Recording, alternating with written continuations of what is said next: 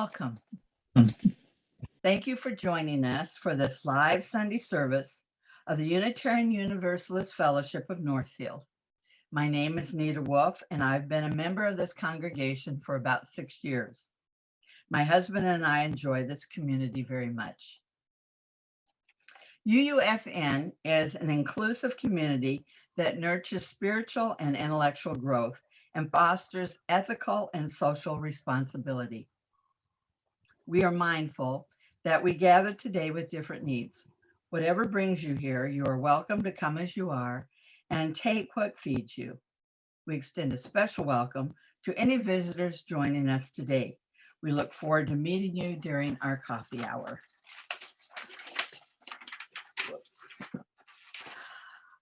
Thank you in advance for your patience as we continue on our journey with live stream worship. If you have difficulty, please participate as best you can and contact us afterward for assistance. Please know that we offer our best efforts, not with the goal of perfection, but to allow us to connect with one another while keeping our community safe. Welcome to the Sunday service of the Unitarian Universalist Fellowship of Northfield.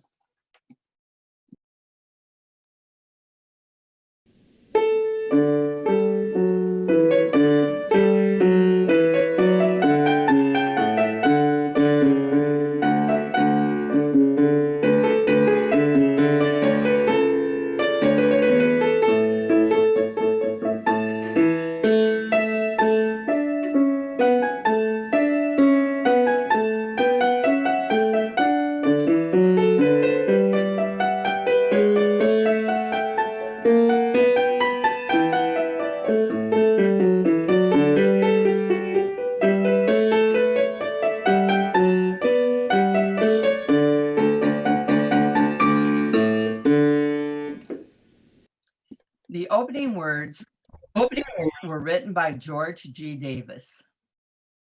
To be strong enough to gain some mastery over ourselves and humble enough to be willing to learn from others. To be brave enough to choose the right road, no matter how hard it may be, and patient enough to keep on in spite of obstacles. To be wise enough to know our own shortcomings and honest enough to admit the excellence of others. To be proud enough to command the respect of strong individuals and gentle enough to win the love of little children. To be careful enough to protect the goods of others and generous enough to share our own. This is the aspiration for today.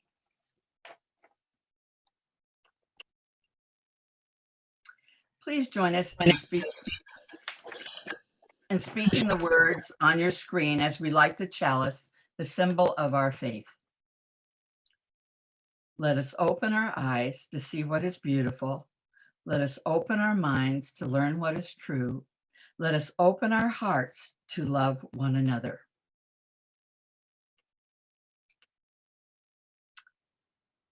Each week we gather and we carry the sorrows and celebrations of our own lives. If you have a joy or sorrow you would like to share with the group, you can type it into the chat box and I will read it aloud for all those listening. You can open the chat box by hovering over the menu, often at the bottom of your screen, and clicking on the chat option. I will begin by lighting a candle in honor of all the simple joys that are sustaining us.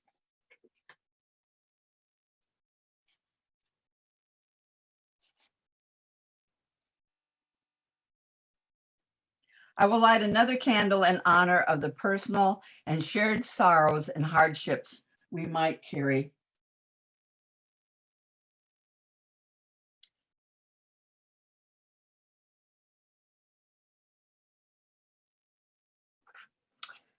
I will light one more candle in honor of the joys and sorrows that we carry in our hearts. Whoops, there it is.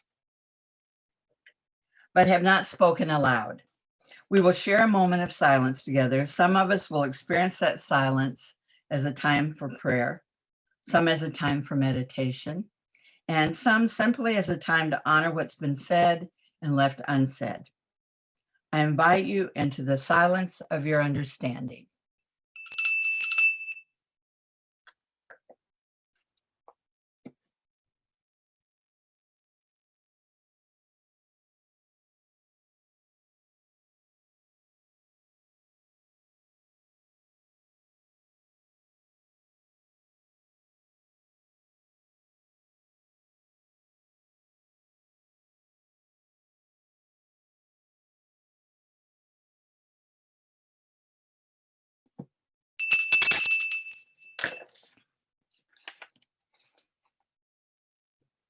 Please join us in singing the hymn, My Life Flows On, an Endless Song.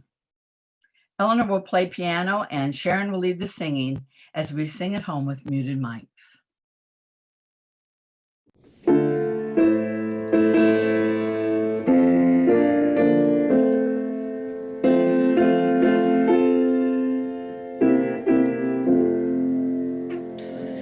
My life flows on in endless song above earth's lamentation.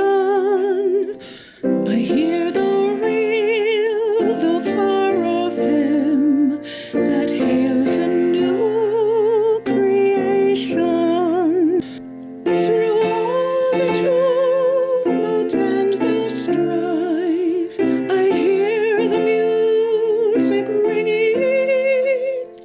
It sounds an echo in my soul. How can I keep from singing? What though the tempest round me roars? I know the truth it liveth. What though the darkness round me close? Songs in the night it giveth. No storm can shake my inmost home, while to that rock I'm clinging. Since love prevails in heaven and earth, how can I keep from singing?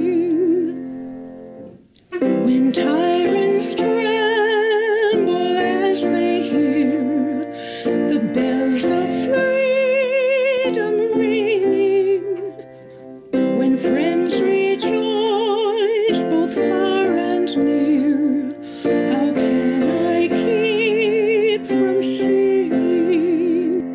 To prison cell and dungeon vile, our thoughts to them are winging.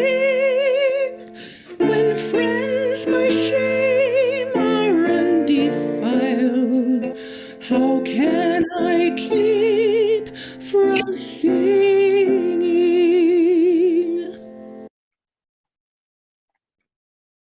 Each year, we present the service we call This I Believe. It's an opportunity for UUFN members to share the beliefs, values, and experience that have shaped the people they have become. This morning, I'm happy to welcome Maria Musachio and Peter Allen, who have generously agreed to share their credo statements.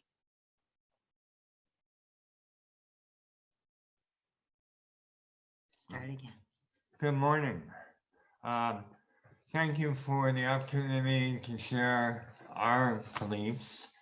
And I'm going to read what I wrote instead. Hello, Maria and I are happy to be with you today to share our stories and our beliefs with you. We will be taking turns.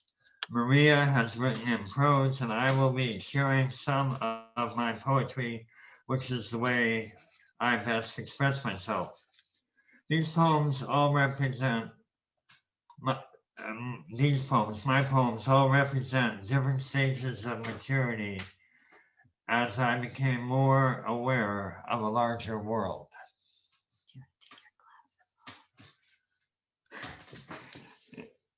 In these first two poems, I reflect on my reaction to the realization that I am a human on this planet.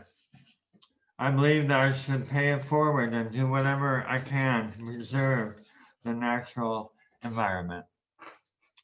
The first poem is called My Little Piece of the Void. At the end of the driveway, the valley holds itself Sabbath every day. Grass turns to boulders on the hill. Birds mimic my children while soybeans misbehave. The sun sets in a chimney sky. Town sits below Orion. Crickets count and fog steals. I feel good facing east, me and the cottonwoods working together. The air blinks like an old hen. I hear it singing, joyful, unfamiliar words. I feel motion winding like a boat. I feel the smooth harmony of an endless spine. I am calling for the round face, calling for the nothing, whether light or dark, calling for sleep like a prodigy, and then I am gone.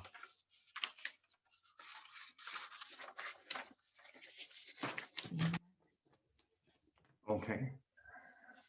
All right. Good morning. I'm Maria. In thinking about this topic, what I believe, I decided to make the most sense to share some stories about where my beliefs come from. I realized I've been on a lifelong journey of spiritual awakening that started when I was a child. I was raised in a religious hybrid model. Both my parents came from strong religious backgrounds. My dad, very Catholic, and my mom, very Lutheran. I was raised in the Catholic tradition. And for a long time, my dad took us kids to church while my mom stayed home with the baby. Since there were 6 of us, that went on for quite a while, but eventually she just stayed home, listening to her church on the radio. She would join us for church on Christmas and Easter. And witnessing the surging church crowds every holiday, I came to understand that this was the arrangement for lots of other families too. What I loved about church as a child was the sensory experience of incense and dim lights. The call and response played out first in Latin, later in English. And I loved the music when the church choir sang those ancient echoing harmonies. What I loved about my mom's religion was the stories. She read to us from the Bible and taught us songs that told us those same stories in verse. She hung pictures in her rooms and told us stories that they depicted David and Goliath, the Christmas story, Moses in the desert. I believe that religion is, at its core, a practice that highlights the best qualities of humanity. I also believe in stories. Stories teach us all of life's lessons. Back to you. Okay, thank you. I'm gonna read a couple more poems here. Black Snakes on Hidden Hill. One July morning about 5:30, I got up early like I always did in the living room where dawn hung outside the windows. Was I surprised to see 3 black snakes big as a man's arm, tasting the smell of me? I told my mom and she woke Daddy. We went together, him first. No one could see us. No one could see us from Snoffer's Corner on that long dirt road behind the trees. Just a child when 3 black snakes seemed more distant than the Hindu Kush. I held my father's pants, fingers in my mouth. As I recall, he laughed and said, "Good grief, Father, Son, and Holy Ghost." Now and then I wonder, which one was God?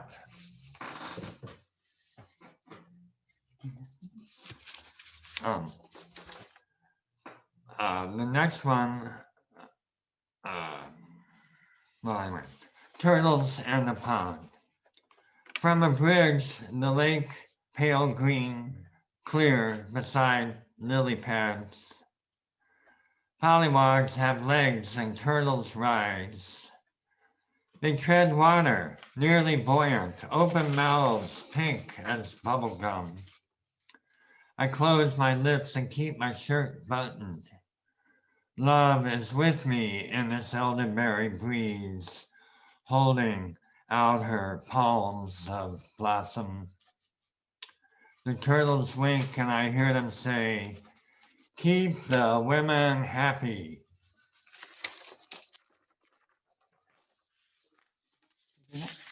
Yep, I guess. All right. Go ahead. All right. Spiritual awakening. At 16, I would go camping for the very first time. Not a weekend in a local park, but a full immersion canoe trip for 2 weeks in the Boundary Waters with heavy canoes and canvas tents and hungry mosquitoes. It was incredible. My arms ached from the long days of constant paddling. My legs shook from the rugged portages navigated with double packs through mud and rain. But I saw eagles. I built fires. I learned 100 folk songs, belted out over the quiet lakes, and sung again through the tent walls late at night. I saw the night sky with the universe illuminated above me. I understood a version of holy I had never encountered before.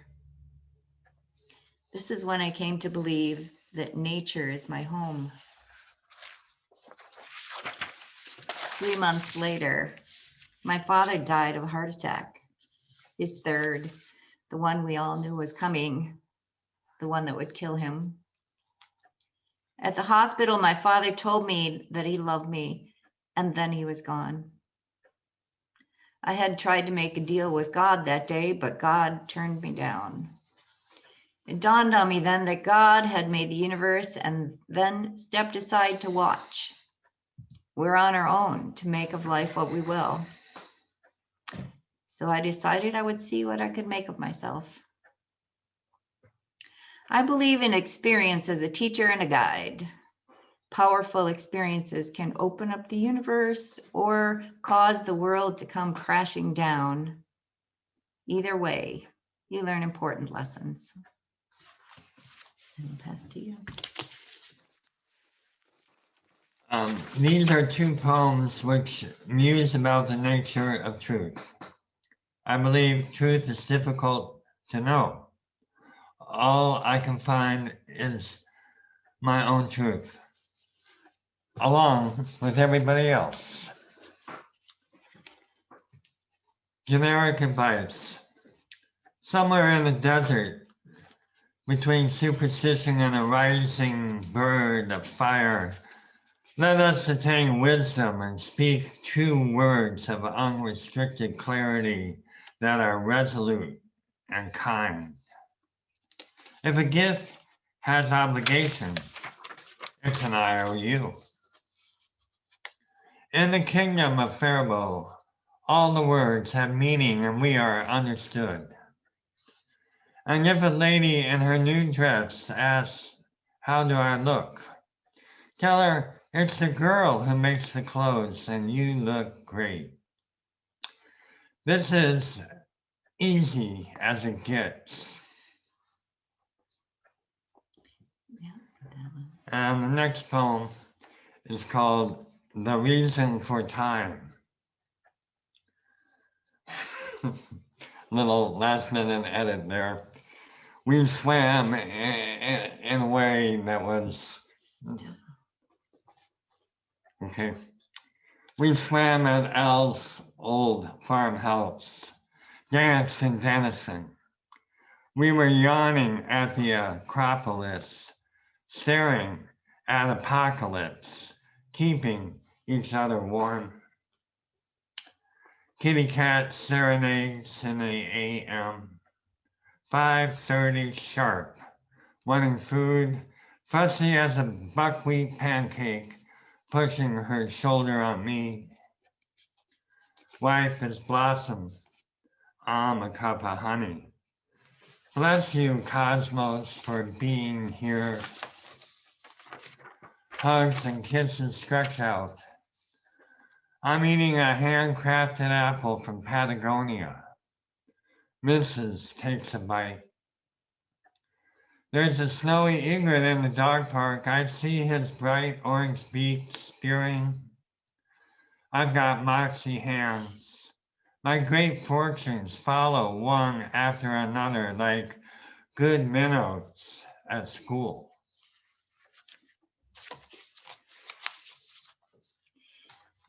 Expanding views. I struggled as a young adult, unsure of who I was or what I wanted. I studied others, mentally recording what would make them like me, what would turn them against me. I was focused on pleasing others and spent little time reflecting on myself. Then there was the accident. That changed everything. Lying in a hospital bed with IVs in both arms and my right foot densely bandaged, then later gone. Incredible pain was punctuated by clarity. People came to see me, to help with our baby, only 6 months old. They brought me food, made me laugh. Morphine offered me the privilege of being fully present to those encounters. For the first time, I understood the distinction between friends and acquaintances. Friends are the ones who show up. I believe that between friends, there is a give and take, an exchange of energy. Good friends have good boundaries. I finally understood that I should spend most of my time with people who like me just the way I am. People who don't like me, who want to change me, should get much less attention. I need to focus on those who energize me. Back to you. I go here. The last two poems express my current understanding of the world, given my bubble of awareness. Feeble as I am, I must adjust to a new reality. I slip through the day and earn my keep shoveling snow cascading from the sky. I do not elect feckless scruples, obsessions, or desires. No matter, I'm still here with a new means to an end, practicing sentiment. Lovable is not the same as love. Love takes a clean bathroom, awareness of body motion, and a pile of joy. Take your time. The ones who know they have enough are rich. Is this one? Mhm. Oh, let's see. Okay, me next. Understanding. My mother died a month after Peter and I married, so she never met our kids. I became an orphan at 29. I missed my mom in surprising ways, having never given much thought to her role in my life. When I became a parent myself, I felt the enormity of the task before me and was terrified. What came flooding into my mind was all the ways my parents had fallen short, in my opinion. So I counted on my husband, my sisters, my friends for advice and counsel. Soon I learned that my children were my best teachers. They told me everything, what they wanted, needed, preferred, enjoyed, despised. It was all there if I listened. So I started listening and got better at parenting. When I became a teacher, I felt well prepared by my own children. I knew right away that listening was the key. When I was able to give students what they asked for, they were able to learn. My responsibility as a teacher also included working with parents. And as I explored my role with them, I learned that you could never have too much listening. My favorite professor talked with us about parents. He said, people want to blame parents for their children's problems. This doesn't help anyone. It's best to consider that all parents want their children to succeed and that they're doing the best they can under the circumstances.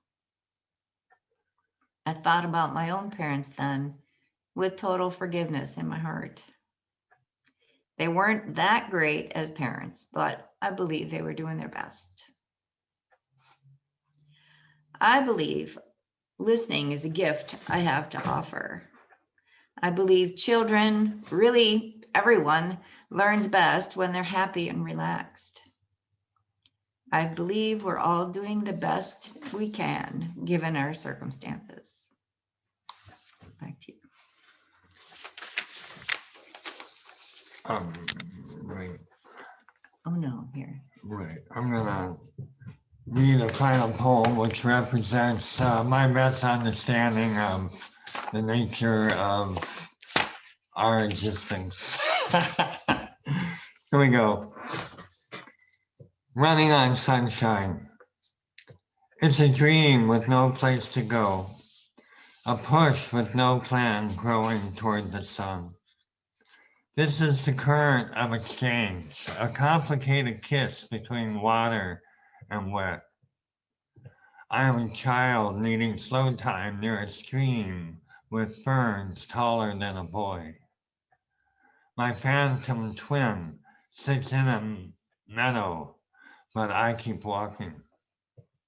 I have a mental map, sure direction, happy in November's autumn, turning lilies red and leaves all kinds of candy yellow. I am stupid with wonder, searching for a leprechaun my sister told me waited where holy spirits carry saints on a road of travelers.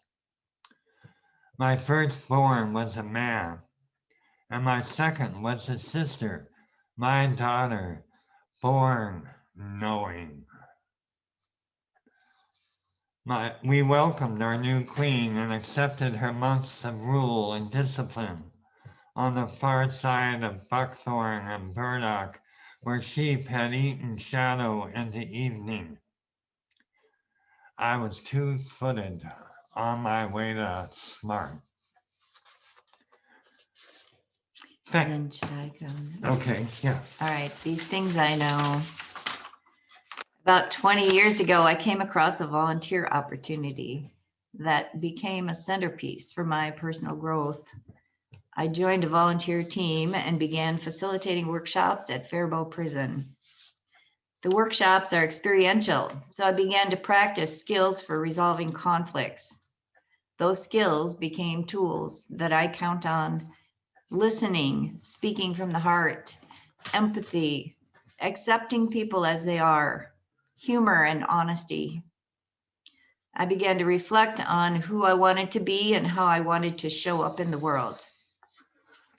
This program, Alternatives to Violence Project, brought me a long way toward becoming the person I want to be. So these are things that I believe.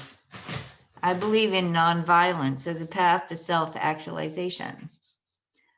I believe in stories and that everyone's stories are important. I believe experience is a teacher, not always a nice teacher. I believe true friends are the ones who show up. I believe there can never be too much listening. I believe everybody is most open to the universe when they're happy and relaxed. And I believe we are all doing the best we can in the place where we are with the time that we have. And thank you. And you. Thank you, everyone. It was a pleasure sharing what we believe with you. Isn't you fantastic? You know, where else do you get to, be who you are and, mingle with other self-actualized people? Thank you. That was wonderful. Thank you, Maria and Peter. We thank you both for sharing your thoughts and experiences with us, and we are so glad you're part of our community. Oh, please join us now in singing the hymn, Voice Still and Small. Eleanor will play the piano and Mija will lead the singing as we sing along at home with muted mics.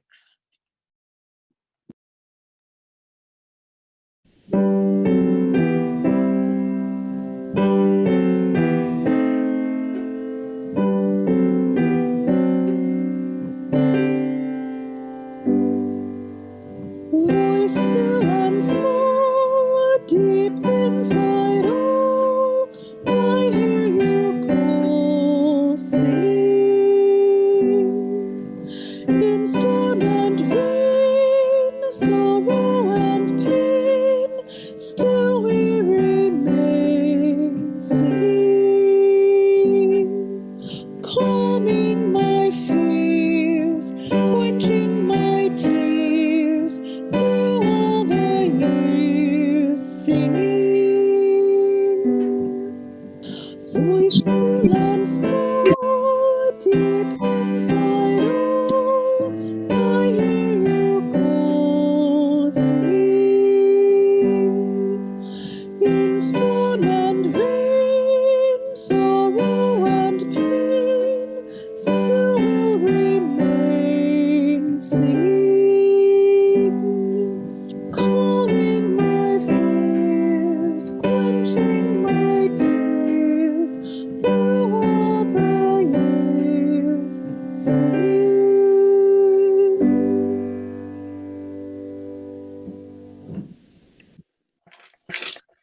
Half of all donations marked offering basket during April will be donated to the Division of Indian Work, a nonprofit organization serving the Native community in the Twin Cities and Greater Minnesota for more than 66 years.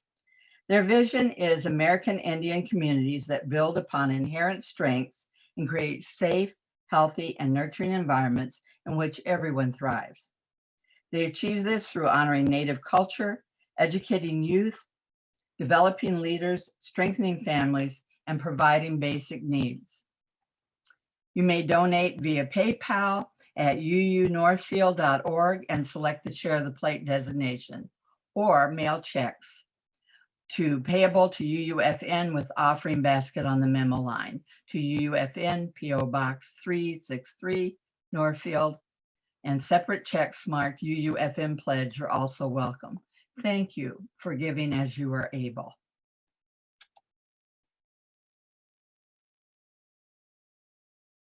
Please join us and sing in our final hymn, Spirit of Life, with our own UUFN choir, audio mixing recording from Mija and the video from Paul Krause.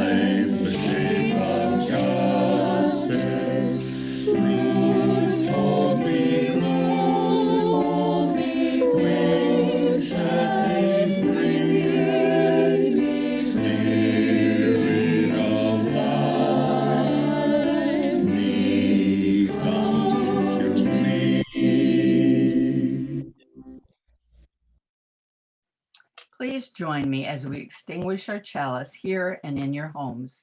You will see the words on your screen. We extinguish this flame, but not the light of truth, the warmth of community, or the fire of commitment. These we carry in our hearts until we are together again.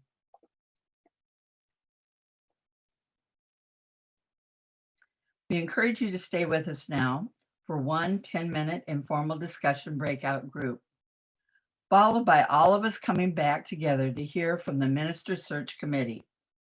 We have a lot to say, so please come. If you are leaving us now, as always, go in peace. you.